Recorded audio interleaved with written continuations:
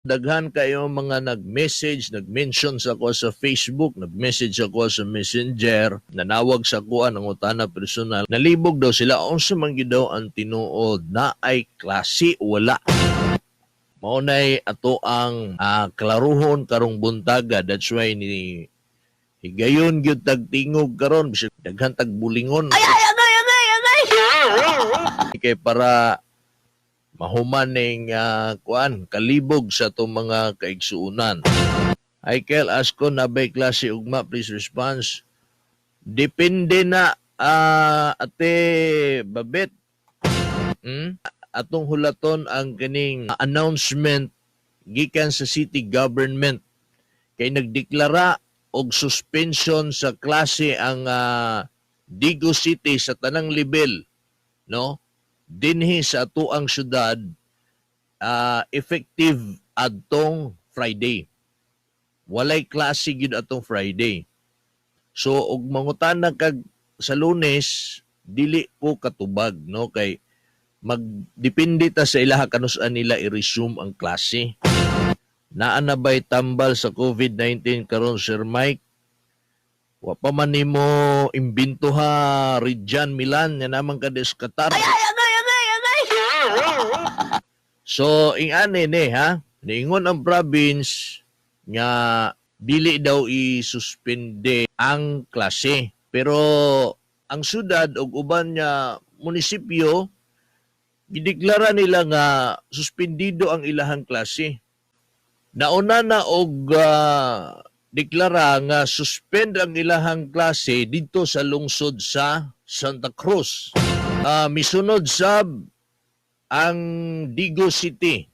Pero ngano nalibog ang mga tao nga ilahang matawag natog ilapang gibasol si Governor Cagas kay wala daw nagdeklara nga isuspindi ang klase. Ingani ni ang nahitabo. Ang DepEd niadto dito sa office ni Governor Dudo Cagas para makabalo mo ba kay usahay kini manggong kontra sa politika nga sa ako nakita gipolitika lang gihapon nila ni ba. Ilang gihapon gibash nila si Gob, ilang gibasol si Gob. Atong klarohon ni kung unsa man gyud nahitabo dinhi, ingon nila nga unsa man day hulaton ani. Maghulat patag na magpositibo o na ta magdeklara, na ba? Ingani ang nahitabo ha. Ang province, wala siya nag-ingon niya suspindi na to ning klase. Ang una gyud niya mo kuan, dunay gahom gyud untaan ni nga mo suspindi sa klase kining DepEd. Sila mismo ang nakabalo kung mo suspend na ba sila klase o dili sa. Pero klarohon ako ni wala ko'y question anang sa Santa Cruz ug diri sa Digos nga gi-suspend nila ang klase. Wala ko'y question din ha. Ang ato lang din nya atong klarohon ang panghitabo kay naalagi gisakyan ba? Gisakyan sa kini mga bata-bata sa Abantibot-bot. Ilahang kanang ibasol dito kang Gobernador Dudo Cagas ang tanan nya ilang gikasuko. Unsa man gyud ilang gikasuko ug unsa may nahitabo. Okay, atong basahon ning kuan. Palisiya sa DepEd. Okay, kay ang DepEd manggod ang School Division Superintendent ni adto didto sa office ni Governor Cagas adtong Friday. DepEd policies on suspension of classes. Gitugutan sa DepEd Central Office ang mga DepEd Regional Directors, Schools Division Superintendents, o school heads nga magsuspinde sa klase base ni ining mga kondisyon. Okay. Na ay mga kondisyon din ha. Una, kung adunay usa ka kumpirmadong kaso sa COVID-19 sa usa ka tulunghaan, mamahimong isuspende sa school head ang klase. Okay? Usbon nako palisiya kini sa DepEd. Then ikaduha, kung adunay kumpirmadong kaso COVID-19 sa duha o mas daghan pang tulunghaan sa usa ka lungsod o syudad, mamahimong isuspinde sa school division superintendent ang klase sa mga apektadong tulunghaan o mga kasikbit nga mga tulunghaan. Okay? Ikatulo, kung adunay panagtakod sa COVID-19 sulod sa komunidad, sa usa ka lungsod o syudad, mamahimong isuspindi sa school division superintendent ang mga klase sa mga apektadong lungsod o syudad. Ikaapat, kung adunay pagpanakod sa COVID-19 sa duha o mas daghan pang probinsya, mamahimong isuspende sa regional director ang mga klase sa mga apektadong probinsya. Alright? Timan magagikan lamang sa Department of Health kung DOH ang pagkumpirma sa kaso sa COVID-19, lakip na ang panagtakod sa komunidad. Tungod wala pa sa Davao del Sur, ang bisan isa ni anang kondisyones, wala pa nagsuspindi og klase ang mga hingtungdans opisyales sa DepEd dinhi. Okay? Mao kanay ilahang pulisiya sa DepEd. Niadto sila dito sa office ni Governor Dodo Cagas, ni-explicar ang DepEd dito, niingon ang DepEd, wala man mi hatagig report sa DOH. Kaya ang DOH man ang kuan, maka-confirm nga naa na bataan di ba? O wala bataan wala man mihat di og kuan diri kanang letter man lang. So ngano man magsuspindi mig klase nga mao man ni ang among pulisiya dinhi sa DepEd ahensya. Namatay palisiya nga gisunod.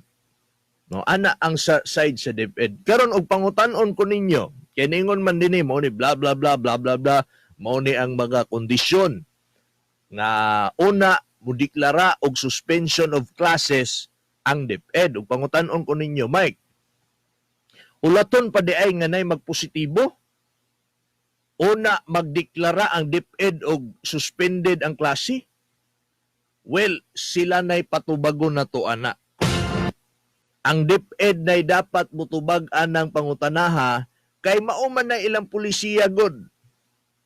Dili man ta magbuot-buot og tubag kay di man ta taga DepEd basta kay atong gibasa ang pulisiya. Nganong ang province wala niingon nga dili ta magklase. But pasabot lang ani si Governor Cagas wala ni bypass sa ahensya nga mao ang DepEd. Kay sila mo'y naa sila'y palisiya, naa sila'y protocol, naa sila'y gisunod.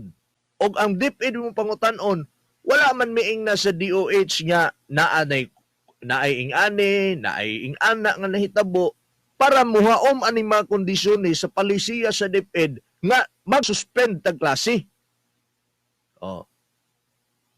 Pero wala ko nag-ingon din nga nag-question ko ni Lau sa Santa Cruz, ni Joseph Cagas sa Digos nga nasuspende sila klase. Napod sila rason ilaha. Pero unsa may akong gikuan din point na ko din klaroho na to ang tanan kay ang nahitabuan mura na nila gi kuan ba yining may padere may panisikuan sigob mo ni sigob ana wala niya gikuan wa siya naluoy sa mo na dili man sa tinuod lang no kasi ginalatag pangugat din og istorya aning executive order nga perting daghana bisan unsa na lay giunahuna ni Governor Cagas para mapribintahan nato ni gihimo na gyud niya executive order para sa musugot mog sa dili tumana ninyo ni dili kay pahimangno lang mutawag siya sa radyo igo ra pud mo maminaw gihimo gyud ang executive order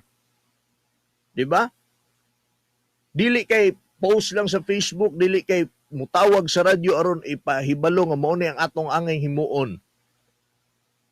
Daghan kayog seksyon sa executive order nga kung mahimo nato tanan posibleng luwas ta sa COVID-19 diri sa Davao del Sur. Dili noon sa yon kay di nato ma-please ang tanan ang uban di gyud mo tuo labi na tong wala pa ka move on sa politika.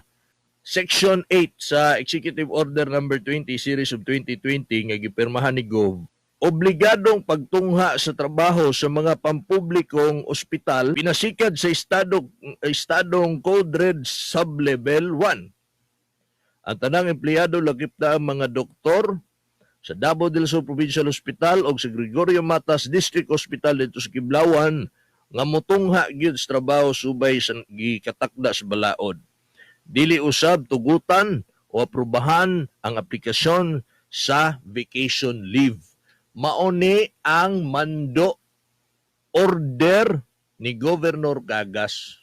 Unya moingon ang uban kining mga gisakyan, no, ang kining gisakyan sa mga supporter sa Abante Butbot. Wala kunoy pagmahal. Usay walay pagmahal. Ha? Siguro ang gobernador nga nag-ingon ani nga ang mga doktor dapat duty tanan. Mga nurses duty tanan. Walay mo leave. Walay mo absent. Duty tanan. Bisan pag ang mga tao karon wa nay gawas-gawas sa balay pero kamo mga doktor duty mo kay kamo mo expert ani. Kamo mo'y amo ang bayani karong mga panahon na. 'Di ba?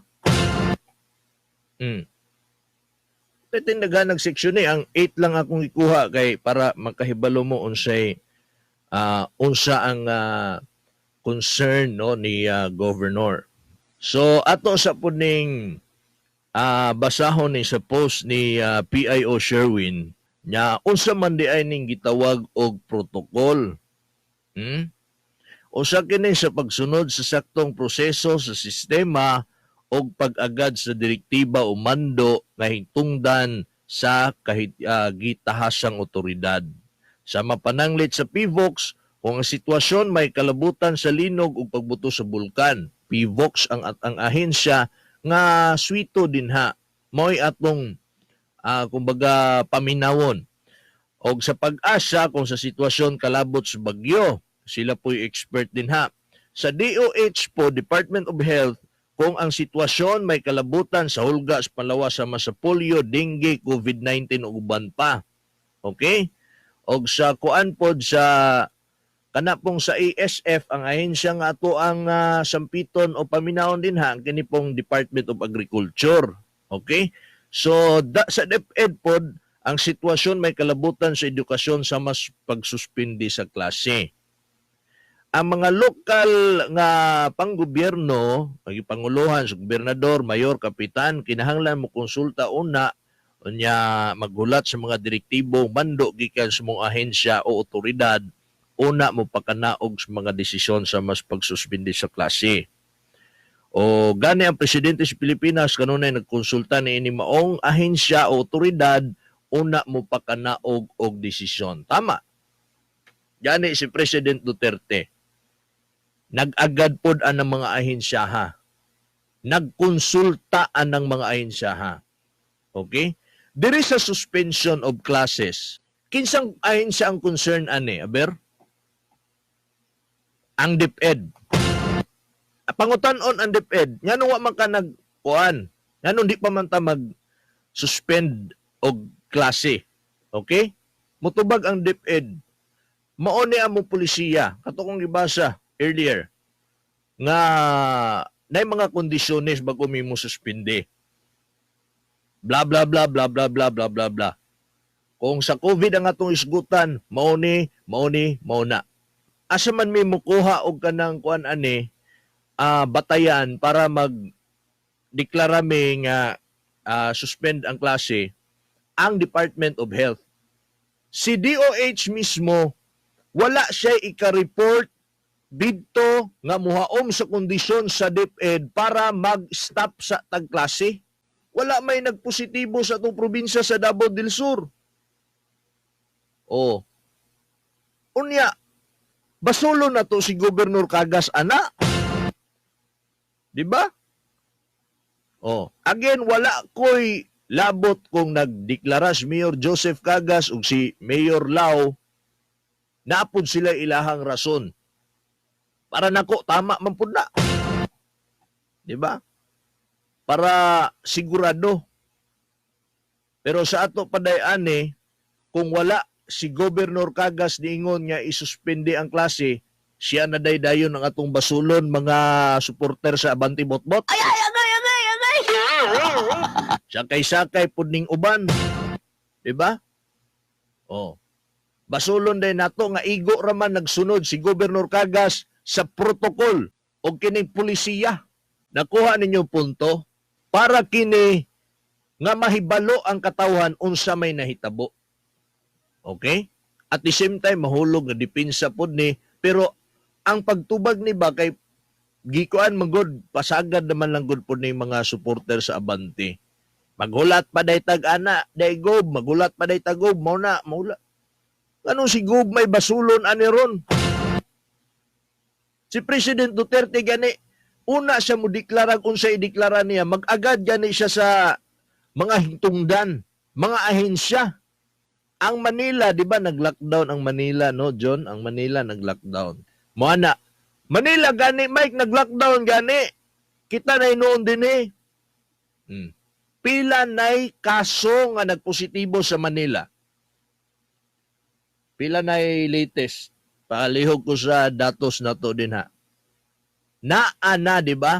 Naana. Ako pangunta na, nag-lockdown ba ang Manila nga wala pa'y nagpositibo sa Manila? Wala pa'y nagpositibo sa COVID-19? Nag-lockdown ba sila? Nagsuspende ba sila kung sa igilang isuspende dito? I-rewind na to ang panahon. Halimbawa, nag-lockdown ang Manila. Unya, walay nagpositibo sa COVID. O sa'y mahitabo. Diba? Pirting dakuag mawala. Pirting dakua.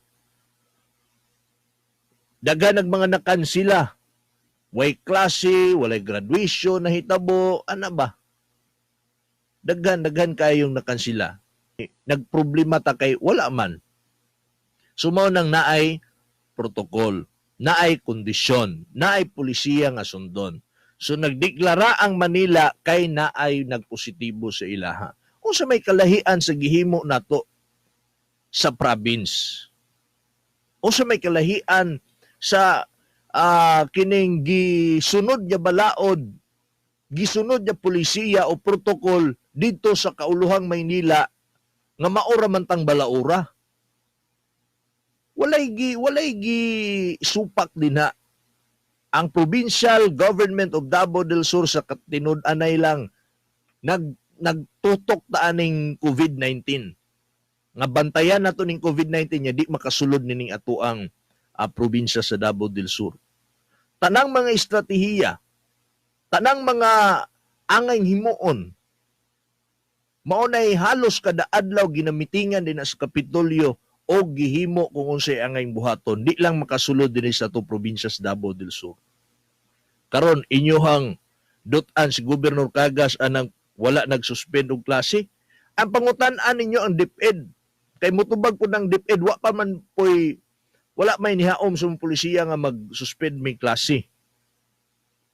Wa man may tagaig report sa Department of Health. Diba? Ya para magdeklara mi ana nga suspension of classes. Kana pong mayor po diya sa Santa Cruz. Makalibog po. Ay, ay, agay, agay, agay! Libog uri ko ni mo, Mayor Juan. Sana, Law? Law na siya, no? Ahay. Pangutan si Mayor Law sa Santa Cruz. Mayor, nganong gi suspend man nimong klase? Paminawa unsay tubag niya. Ambot kung kasabot ba siya sa iyahang tubag.